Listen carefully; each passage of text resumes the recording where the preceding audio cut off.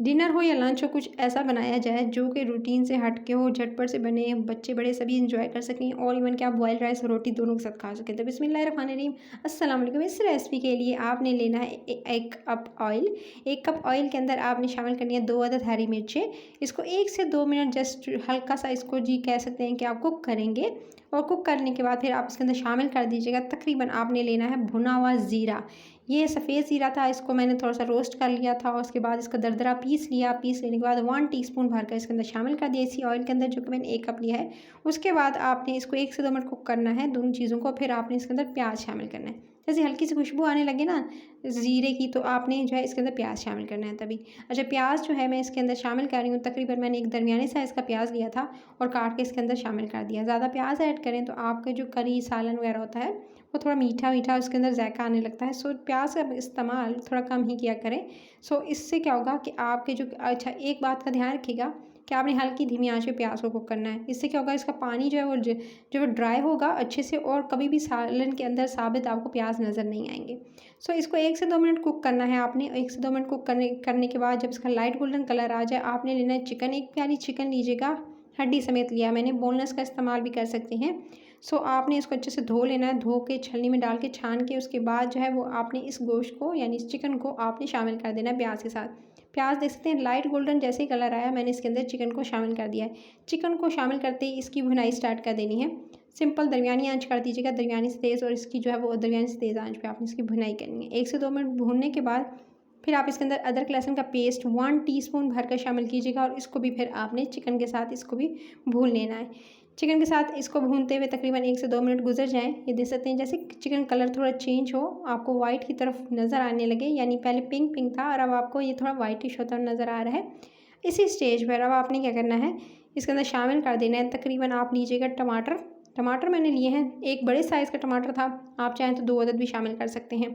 तो स्लाइस्ड करके मैंने इसके अंदर टमाटर को शामिल कर दिया और टमाटर शामिल करते ही फिर आपने सिंपल इसको भूनना है। अगर तो आप टमाटर को जल्दी गलाना चाहते हैं तो फिर इस बात का ध्यान रखिएगा कि आपने जो है इसके अंदर पानी वगैरह ऐड नहीं करना, सिंपल कवर करके छोड़ देंगे ढक्कन लगाकर 2 से 3 मिनट, तो टमाटर सॉफ्ट हो जाएंगे और उसके बाद फिर आप इसकी बुनाई करें तो टमाटर ऑटोमेटिकली जो है वो गल जाते हैं जल्दी से। फिर इसी स्टेज पर आपने इसके अंदर शामिल करना है धनिया पाउडर। मसाले शामिल कर लेते हैं। धनिया पाउडर 1 टीस्पून इसके अंदर इस्तेमाल किया है मैंने। फिर आप इसके अंदर लाल मिर्च का पाउडर तकरीबन 1 टीस्पून टू हाफ़ टीस्पून, जितना आप मिर्ची पसंद करते हैं। उसके बाद आपने इसके अंदर शामिल करना है लाल मिर्चों के बाद आप इसके अंदर शामिल कर दीजिएगा तकरीबन हल्दी को 1 टीस्पून इसके अंदर हल्दी शामिल कर दी मैंने। फिर हल्दी शामिल करने के साथ ही आपने इसके अंदर चिकन जो है वो पाउडर इस्तेमाल करना है। ये चिकन का जो वो क्यूब होता है वो तकरीबन हाफ़ जो है वो क्यूब इसके अंदर इस्तेमाल कर लीजिएगा। तमाम चीज़ों को बहुत अच्छे से आपने जो भून लेना है इसी में सारे मसाले के साथ और इसको कवर करके छोड़ देना है। जैसे टमाटर सॉफ्ट होंगे, ये दे सकते हैं अच्छे से गल जाएंगे, तो आपने भुनाई करते हुए 2 से 3 मिनट गुजर चुके थे, मैंने ढक्कन लगा के छोड़ दिया था। टमाटर ऑटोमेटिकली सॉफ्ट हो चुके हैं बगैर पानी ऐड किए। अब इसी स्टेज पर अब आपने क्या करना है, इसके अंदर शामिल करनी है एक और चीज़। जब तक कि ये थोड़ा मसाला डन हो रहा है, आपने लेने हैं ये दाल। मूंग की दाल ली थी मैंने, तकरीबन हाफ़ कप के करीब ये दाल ली है। उसको भिगो कर धो के रख दिया था और इसको जो तकरीबन 30 मिनट्स पहले आप या 1 घंटा पहले भिगो के रख दें, उससे सॉफ्ट हो जाएगी, जल्दी गल भी जाएगी, फूल जाएगी, इसका साइज़ डबल हो जाएगा। फिर पानी से अच्छे से धोकर इसको जो है वो निकाल लीजिएगा और धोने के बाद फिर आपने इस तरह से बगैर पानी के इसके दाल को जो है वो इस मसाले के अंदर शामिल कर देना है। पानी के अंदर जो है वो इसको अभी पानी वगैरह इसके अंदर शामिल करने की ज़रूरत नहीं है। पहले सिंपल आप दाल की भुनाई करेंगे। 1 से 2 मिनट आपने सिंपल दाल की भुनाई करनी है चिकन के साथ, और जो मसाला था उसके साथ बहुत अच्छे से भूनिएगा। उसके बाद ही 1 से 2 मिनट भूनने के बाद, ताकि अच्छे से मसाला जो है दाल के साथ थोड़ी सी दाल जो है सॉफ्ट हो जाए। सो 1 से 2 मिनट में इसको अच्छे से भून लूँगी चूल्हे पर। उसके बाद आपने इसके अंदर शामिल करना है थोड़ा सा, ज़्यादा नहीं, नमक इसके अंदर शामिल करेंगे तकरीबन, क्योंकि इसके अंदर सॉल्ट भी इस्तेमाल किया था मैंने, तो तकरीबन इसके अंदर हाफ़ टीस्पून नमक का इस्तेमाल कर रही हूँ। नमक इसके अंदर शामिल करते ही फिर आपने इसकी भुनाई कर लेनी है गाइस।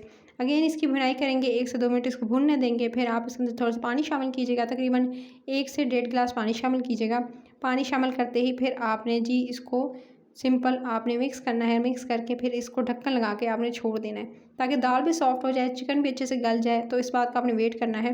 तकरीबन आपको 6 से 7 मिनट लेंगे। 6 से 7 मिनट के बाद ये दे सकते हैं थोड़ा सा इसके अंदर पानी रह गया है और परफेक्टली जो है इसके अंदर दाल भी गल चुकी है, चिकन भी गल चुका है। जब दाल और चिकन दोनों गल जाएँ तो फिर इसके अंदर शामिल कीजिएगा हाथों से मसल कर थोड़ी सी कसूरी मेथी, हाथों से मसलिएगा, इससे क्या होता है खुशबू बहुत अच्छी आती है। सो आपने कसूरी मेथी को मसल के डालना है और साथ ही फिर आप इसके अंदर शामिल कर दीजिएगा, आपने गरम मसाला पाउडर लेना है हाफ़ टी स्पून। गरम मसाला पाउडर इसके अंदर शामिल करते ही फिर आप इसके अंदर शामिल कीजिएगा तकरीबन हाफ़ टी स्पून ही आप इसके अंदर गरम मसाले के साथ ही आप इसके अंदर थोड़ा सा जो है वो चिकन मसाला, तंदूरी मसाला जो होता है वो इसके अंदर शामिल कर दीजिएगा। उससे टेस्ट भी बहुत ज़्यादा अच्छा आता है। बस ये दोनों चीज़ें शामिल करके फिर आपने इसको 1 से 2 मिनट मज़ीद पकाना है, ढक्कन लगाकर थोड़ा-सा दम दे दीजिएगा और दम देने के बाद ये दे सकते हैं परफ़ेक्ट रेसिपी हो चुकी है रेडी। इतने ज़ायकेदार, इतनी मज़ेदार हेल्दी सी रेसिपी, इसमें गोश्त भी है, दाल भी है।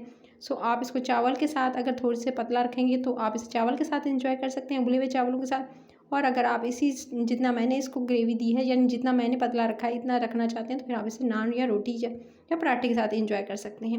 रेसिपी अच्छी लगे तो लाइक शेयर और चैनल रेसिपी कर इसको सब्सक्राइब कर लीजिएगा मज़े मज़े की रेसिपीज़ के लिए, चाहे वो बेकिंग से रिलेटेड हो, बगैर ओवन के तवे पर या आइसक्रीम से रिलेटेड हो। झटपट से हर रेसिपी आपको रेसिपी कर चैनल पर मिलेगी। सो आपने लाइक भी करना है, सब्सक्राइब भी करना है और साथ बेल आइकन को ज़रूर प्रेस करना है। अपना ख्याल रखिएगा। टिल द नेक्स्ट वीडियो फिर मिलती हूँ। Take care.